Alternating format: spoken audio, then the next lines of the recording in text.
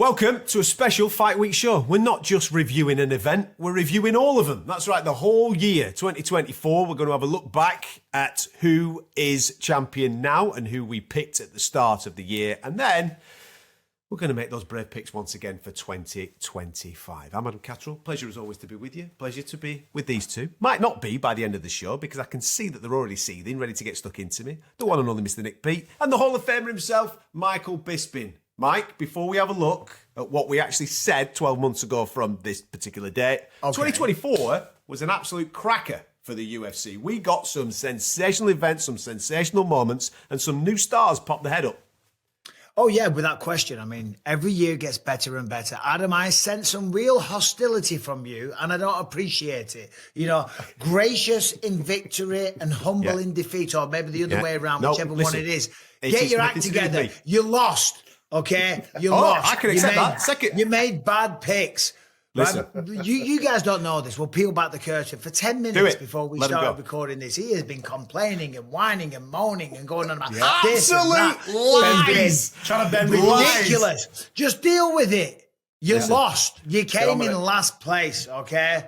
Simple. It's okay. That's fine. But 2024 was a great year. It really was. It gave us some very, very memorable moments. I mean, 2024 was fantastic. We saw Tom Aspinall rise to the great level that he is now and hopefully gets his hands on John Jones later this year. We saw Dustin Poirier snatch victory from the jaws of defeat when he went up against Benoit Saint-Denis. Speaking of the French, again, one of the best crowds ever in Paris back in September. I mean, every event, every pay-per-view, every single time the UFC put a show on, it is must-see TV, and I'm proud to be alongside you two, even if you are a little whiner, a little moaner, even though you are a bit of a sad loser, I do enjoy working with you. I have no problem with getting beat. The person that was whining is the other fella. Why are you having a go at me? He's the one that's moaning. No chance. You're the only one getting wound up, though. You're the only one getting annoyed. I'm okay. Oh, yeah. Wound up is. In terms of the year, though, we are looking back on 2024. Now we're going to reveal our picks, which we're going to talk about. Then we're going to make our predictions for the end of 2025. But 2024, don't forget, we had the huge UFC 300 event. We had the huge UFC 303 30th anniversary event as well. The Sphere. Oh my God, the Sphere events. Oh my God, that was absolutely, in 25 years of covering Fight Sports Live, that is still the most incredible night of my life. Because for a full experience, all-encompassing experience, that is the future of sports entertainment, let me tell you right now. The Sphere was unbelievable. Yeah. Of course, we had UFC 300. We had Justin Gaethje getting knocked out by Max Holloway and the tremendous night of fights that it was. But before that, we had UFC 299 in Miami, and people were complaining, saying, I think 299 is better than 300. That just goes to show you how good of a year that we had, because 300 was an event that will not be forgotten anytime soon, and 299 was fantastic. The Sphere was ridiculous. Top to bottom, we had John Jones taking out Stipe Miocic in November. I mean, another tremendous year. Yeah. We heard and knew on 6 occasions. One of them was a repeat, of course, Valentina Shevchenko getting her belt back. Nick's going to celebrate that in a minute or two, of course. But we also saw new champions, people stepping up. Right at the start of the year, of course, Dricus du Plessis managed to become the middleweight champion and obviously defended that belt as well throughout the course of the year too. Ilia Topuria stepped up in the featherweight division. Juliana Pena got a belt back as well, if you remember, throughout the course of the year.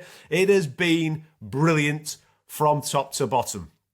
What will 2025 be like? I'm sure it will be even better. But before we get there, let's get into this, shall we?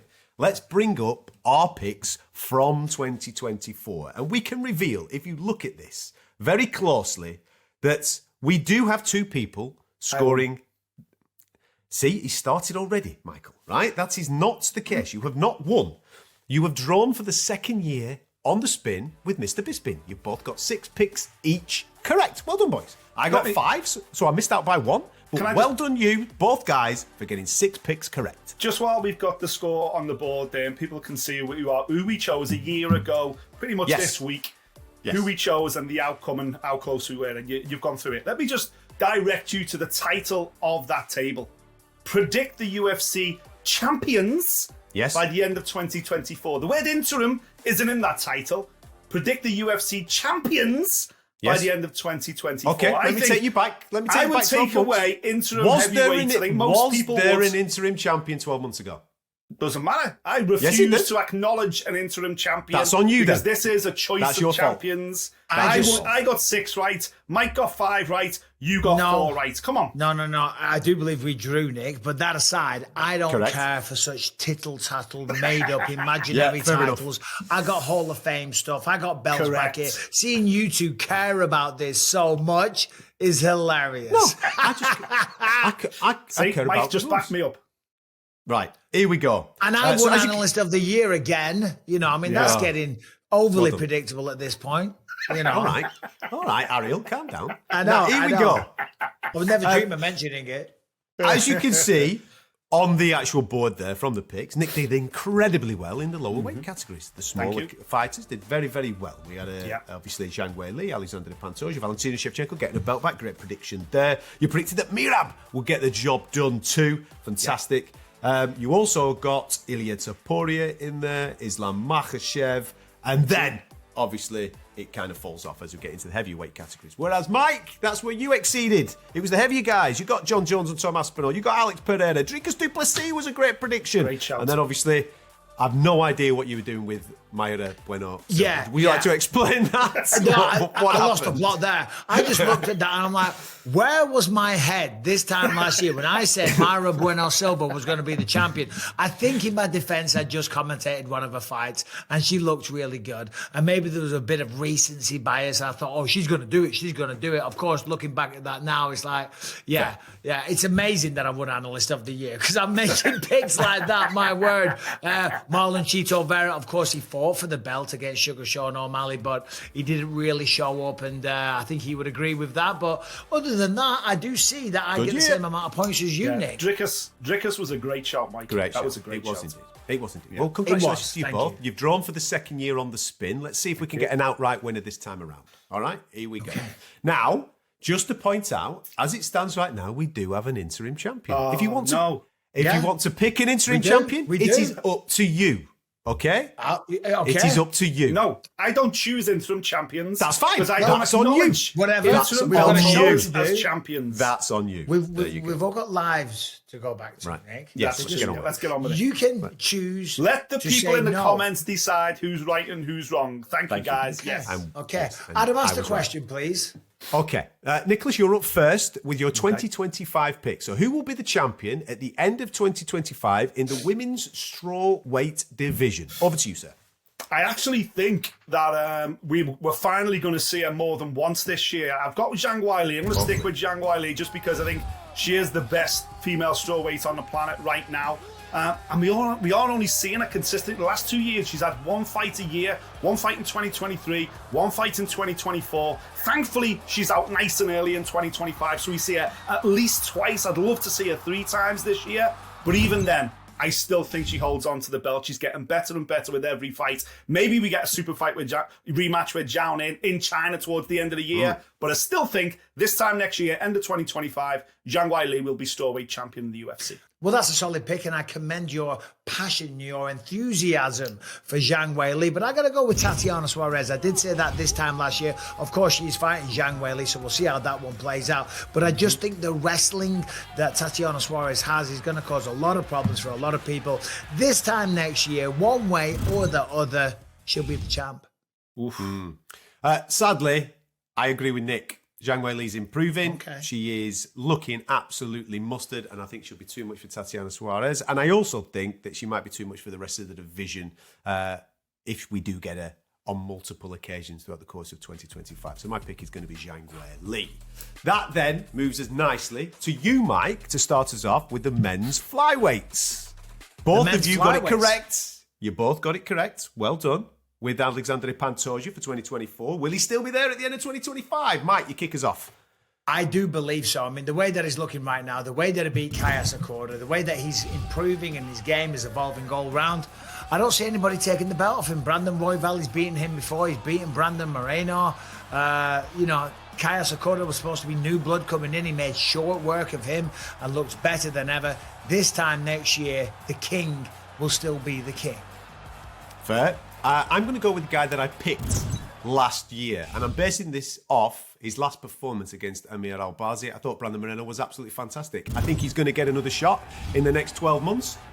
And I'm going to favour him. And the reason why I'm going to favour him is because Alexandre Pantoja is getting very close to that 35-year-old mark in these lower weight divisions. I think he'll slow down. I hope that Moreno's shot will come at the back end of the year and then he could do the business. So I'm going to back Moreno to become king of the flyweights once again. Come on, Nick. Let's see if you can have an original thoughts, because I know you two, you're best buds. You do your little podcast together. You share pajamas and you call each other every night, and so far you're picking the same people, right?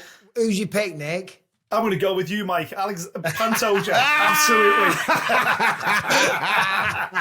I think this newer version of Pantoja that we've seen recently, the shaven head look, reminds me of Michael Bisping's circa cage rage days. I'm sticking with Pantoja. Nobody at flyweight beats him in 2025. Smart man. Brilliant. There you go. We're into the women's flyweights. Now, I wanted to do something maybe a little bit left field here, gentlemen, right? But I don't know if she's going to be champion by the end of 2025. I think she'll be in the UFC. There's a little clue for you. But I don't know if she's going to get a title shot. I was going to go Dakota Chiva, but I don't know if the title shot is going to come her way. Go for it. Go for it. Be brave, Adam. Be brave. I'm going to jump in. I'm going to jump in first. You're not having it if I'm having it. We'll say it then. I'm going to go for it. Dakota Chiva will be the champion by the end of the year. Let's go. She's not even signed with the promotion, by the way, everybody. But that's a bold pick. It's a bold pick. Yes. I'm changing up what I said to Gary. Okay, that's why I wanted to jump in here before Nick said. It's not your turn. It's Nick's turn well, first. I don't care. I don't You've got to follow the order. Manon Fior. She's going to be the champion at the end of the year. That's my pick. I'm sorry. I got it now. I did it. Nick, is that what you're going? Is Nick your thing there? I apologise, Nicholas. He's just jumping right. He says he's not even bothered about this show, and now he's jumping in front of you. He's stolen absolutely nothing from me, because this is going to separate them Ben from the boys in 12 months' time. I'm sticking with my girl. I'm sticking with the Bullets, Valentina Shevchenko, and still at the end of 2025. She may even be in a John Jones situation on the verge of retirement come the end of the year, but I think she still is UFC champion. Correct. To be fair, that was my pick. That was my pick, but I'm just looking at the rankings here on my monitor and I see Manon Fior and I'm like, oh, hold on a minute. Let me just backtrack a second. I just want to put it down that initial pick was Shevchenko. An honourable mention to Manon Fior. No honourable mentions allowed. What is he like? Brilliant. Men's bantamweight. Nick, you get to go first here. Off to you, mate. Yeah, you know what? It pains me to do it because I'm such a fan of the bantamweight champion. I was the only one that called Merab last year. I was dying to stick with Merab, but I just think the unbeaten momentum of Umar Nurmagomedov cannot be stopped. They matched up at the start of the year as well. I'm going with Umar, champion, end of 2025. And what would that champion's full name be, Nick? Nurmagomedov. You can't even say his name. Umar Nurmagomedov. Okay. Umar Nurmagomedov. Khabib Nurmagomedov. I'm going to switch this one up as well because I had Umar because he is undefeated and all the rest of it. But I like what I saw from Merab at UFC 310. I liked seeing him kicking off in the crowd. I liked seeing him lose his mind at the press conference and he's taking it so personal and so serious. I believe he does it. I think Merab gets through him. Maybe I'm wrong, but just for the fun, that's what we'll say. Yeah. My pick is going to be Umar, but I might change my mind now, having seen that Merab's kicking off with everybody, that he's going against him and Mike's just said other that. fellas. Mike's just said exactly what you're saying now. But I'm going with Umar. No, he's going with Merab. Oh, you're going to stick with Umar, are you? Okay. Yeah, I'm sticking with Umar. I'm just making the point. I'm going with Umar Nurmagomedov. So me and you are the same, and you're going with Merab. Yeah. Yeah, okay. Mike, you are up with the women's bantamweights. The women's bantamweight champion, there's only one name that's going to be in discussion. I think you're all going to agree with me. Kayla Harrison. No offense to Juliana Pena. I think she's great for the sport. She's a fun person. She's fun to sit and watch fights with because she talks a lot of SHIT the whole time, okay? So she's great. But Kayla Harrison, I believe, will be too big, too strong, too good at judo, too mentally strong, too fit. She'll drag her down, she'll get the submission, and she'll also get the belt. Yeah, I'm the same. Are you the same, Nick? Yeah. There you go. No point in dwelling on it. 3 right across. I think we're all going to be agreed with this as well. Men's featherweight, I'm up first. El Matador is going to get his opportunity in Spain. He's going to do the business. Don't know how many times we're going to see him, but it doesn't matter to me. I think he's the king at 145, and Ilia Topuria will still be the main man. Nick? The absolute breakthrough start of 2024. Absolutely phenomenal. Nails Volkanovski, nails Max Holloway. The future is bright. He's one of the biggest stars we've got in the sport today, and I think in 2025, he is going to climb to unknown heights. Absolutely, Topuria and still. Well, I don't know if I mentioned it, but I was at UFC 310 recently. I was sitting next to Diego Lopez. And Diego Lopez might have something to say about that. And of course, there is Max Holloway. I don't think he'll get it done. Diego Lopez is kind of a dark horse. And of course, we've got Alexander. Go on, Mike. Go for it, Mike. Go on, Mike. Do it, Mike. Do it. I'm setting the scene. I'm laying the table. I'm painting a picture. Go for it. But Ilia Topuria will still win. Fair pick. There's your men's featherweights. So we're unanimous on the last 2 categories. Could be 3 now. Yeah, maybe.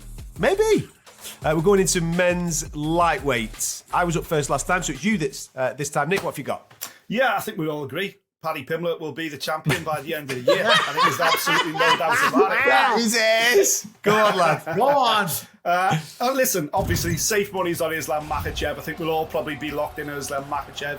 He's looked phenomenal as lightweight champion, and at the moment, even though the lightweight division is in a sensational period of flux right now, I think it's going to steal the show in 2025. This weight class, I still think this time next year we're going to have Islam as champion. The toughest test stylistically will be going down in January, though. So he might lose that belt to Arman Tsarukyan. Yeah. It is a rematch. Arman had a good showing the first time out, and he took that on short notice. So that makes me a little unsure with my pick of Islam Makhachev. I think he will do it, but he might lose it in January. Yeah. Well, what's your pick? I just said, Islam. Pay attention. Islam.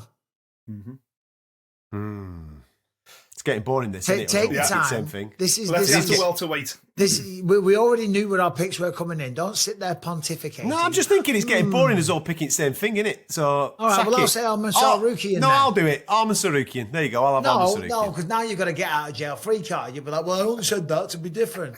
No, I'm not bothered. It doesn't matter to me. See what I have to put up with. Bragging rights right, between okay, then 26 people on YouTube that watch this. Listen.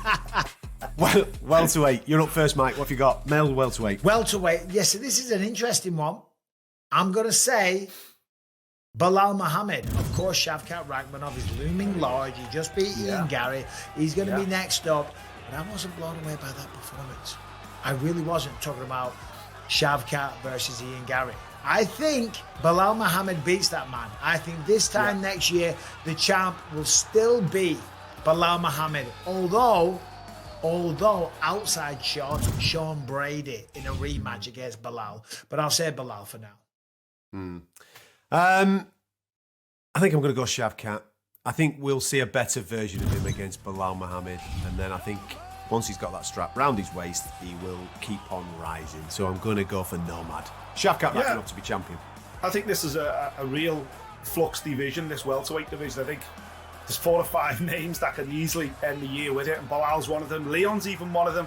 Ian Gary could even be one of them. Yeah. But I didn't go with Shavkat in 2024 purely based on the fact that I was like, he just won't get a title shot, and I was proven right, even though it ended up being a Bilal injury that made it happen.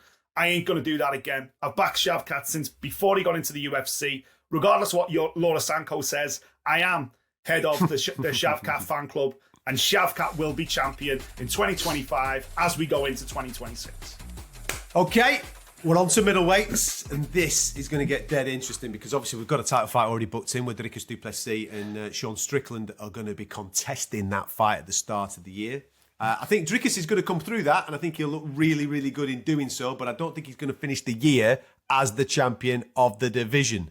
I think what we saw against Robert Whittaker has really got us all excited, and for me, Khamzat Chimaev will be finally crowned king in the UFC middleweight division.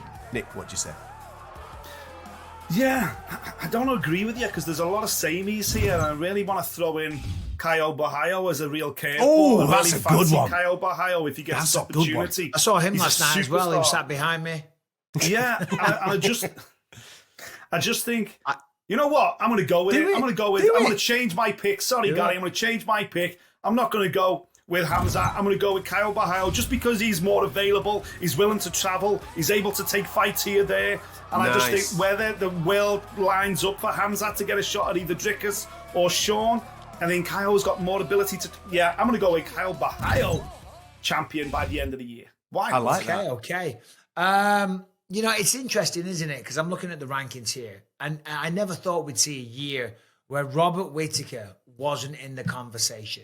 Crazy. You know, it just shows the sport is such a cruel mistress. Obviously, Hamzat Chimaev squeezed his teeth out last time. And yeah, I'm going to have to say Hamzat.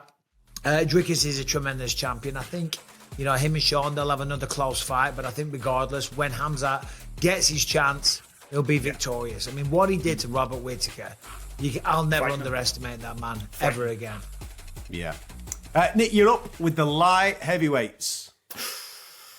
Well, light heavyweight, I've got to stick with the guy who was the star of the show in 2024. I think Alex Pereira was absolutely phenomenal. And I just don't see anybody out there beating him. I know he's got a fight with Ankalaev looming large, but from what I've seen so far, I just think that Alex Pereira is growing in confidence with every fight. And I just think right now he's kind of untouchable. So I'm going to stick with Pereira champion at the end of the year. Mike? Yeah, I mean, it's one of those, isn't it? It's Pereira or Magomed Ankalaev. And I was just thinking there, when you look at, you know, some of the people that Pereira beat, you know, Khalil Roundtree Jr., Yuri Prohashka, great fighters, very, very tough, but do have some holes. Magomed Ankalaev is much bigger than those guys as well. He's gigantic for the weight class, and of course he's from Dagestan. He's not a Khabib-style wrestler, but he can wrestle, but he says that he's not going to use it. If he was to use it and really go out there with that game plan and commit to it, I could see Magomed Ankalaev being the champ, but he's not going to do that. He's going to go out there, he's going to trade with him, and he'll probably get knocked out. Alex Pereira will still be the champ. I'm going to go the other way. I'm going to go Ankalaev. One, I've picked him for the last 3 years, so it's got to come right at some point, hasn't it? So I'll go with him. And if you actually look at those guys that have been the fighter of the year or in the conversation for the fighter of the year, the Kamaru Usmans of this world, the Alexander Volkanovskis of this world, the year after being that, they do come up short. And I think that's going to happen to Alex Pereira. So I'm going to back... Oh, you're saying it's all going through his head. He's going to get complacent. No. I just think... not be committed in the training sessions. He's making so much money. He's sleeping in silk Is that what you're saying about the other guys? Is that what you're saying about the other guys? That's not what I'm saying. And I'm just saying even though it's difficult to maintain the life. Shame on you. Hang on. Why are you chirping up? I don't chirp up when you're giving it, right? Magomed Ankalaev is the pick. Magomed Ankalaev is the pick. Lock it in. Let's go. Now, here's where it gets interesting. Currently, we have an interim and full champion. Michael, you're up first. Do you want an interim champion first and foremost? Well, I don't want an interim champion. Are you going to pick one? We have an interim champion. Are you going to pick one for next year? There is a man out there called Tom Aspinall that is the interim champion. Okay. So it would be foolhardy of me not to recognise that. Correct. And to at least celebrate the achievements of the great one from Atherton. Tom Aspinall is the interim champion. How dare you, Nicholas, say that this title shouldn't even exist? Yeah, that is the hard work that Tom put into achieving this as a UFC You know, champion. He went out there, he defended it, he beat Sergei Pavlovich, he's flown all over the world. Yeah, okay? He's represented his country at the highest level. Pick You him want to then, strip him Pick him then of as interim. all his accomplishments? Shame Pick on him you. as interim If then. there is Go an on then. interim champion, it will be Tom Aspinall. However, I don't think there will be one.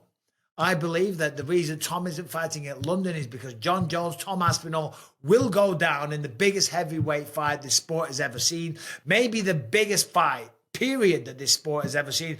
John Jones, Tom Aspinall, and when the dust settles, Tommy Aspinall, Tommy Aspinall, na. Love it. Yeah, exactly. Yeah, I don't think there'll be an interim champion this time next year. I actually think that we'll get two Tom Aspinall, John Jones fights. I know we've waited forever for it, but I think we'll get two. I think we'll get one in the summer, and then I think this time next year we will get the rematch between the pair of them. And I'm going to back Tom Aspinall to be victorious on both occasions. Yeah, listen, I will say this, though. It's a tougher one. Listen, and this is no disrespect. Miles tougher. I said Tom would smoke him. That John couldn't hold a candle to It's him. a tough fight. I was impressed with what I saw against Stipe. I just want to see it. Yeah, absolutely. There was enough of John Jones against Stipe to make me think that there's plenty of John Jones left to cause Tom Aspinall all kinds of trouble. But what I also saw was John Jones striking with his hands, being a lot slower than he was at light heavyweight, and that's where Tom Aspinall takes over. I don't acknowledge interim belts on my champions list, unfortunately, but I will stick with what I said last year. This time next year, Tom Aspinall, a year later than planned, will be UFC heavyweight champion. There you go, boys. See, it wasn't too bad, was it? We didn't argue too much, did we? Didn't give each other the big and too much. No. You do realise the pressure's on now, Adam, because, you need to win one of these years, otherwise we'll replace you. I'm the only one that's won outright out of us three. I'm the only one. I won the first year, you two have drawn the last two. Give me a shout when you win one by yourself, lads. It's a big deal as well. Yeah. You should be proud. Massive. Write that on the gravestone. 2025. 2021 champion of TNT Sports. You know what I mean? Prediction the best thing he ever did. Randomly select some names at random. He flipped a coin for most of them. It's still the biggest achievement in his life. I tell you. You had hair then. Anyway.